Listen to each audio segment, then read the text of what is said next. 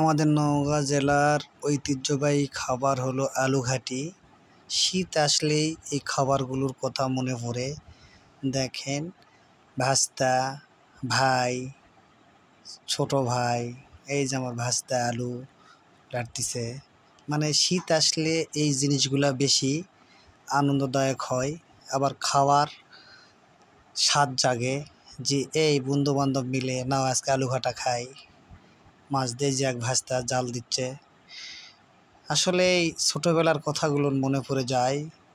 আলু ঘাটিয়ে যে বড় বড় মাছ, কাতল মাছ পুকুর থেকে উঠায় বন্ধু বান্ধব মিলে, ভাস্তা, ভাই, চাচা সবাই মিলে এই যে খাওয়ার একটা যে মজা, শীতের সময় শীত আসলেই এই জিনিসগুলা আমাদের নওগাঁ জেলাতে আলু ঘাটি নতুন আলু যখন ওঠে এটা খাওয়ার অনেক তৃপ্তি জাগে।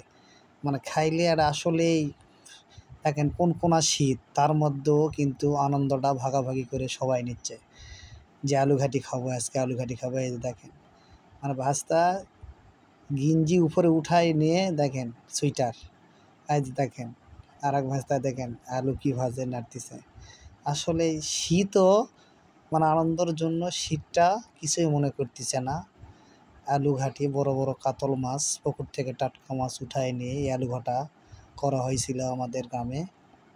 হঠাৎ করে উদ্যোগ, সবাই মিলে আলু ঘাটি খাবে। আচ্ছা ঠিক আছে, এই যে দেখেন আলু, আসলে খুব মজাদার খাবার আলু ঘাটি। আসলেই আগে গ্রামে মজলিস হতো, গ্রামে আমরা মজলিস বলি, মানুষ মারা গেলে সেটাতে করা হতো, কিন্তু না আসলে পিকনিক হয় এখন আলু ঘাটির, বুঝছেন।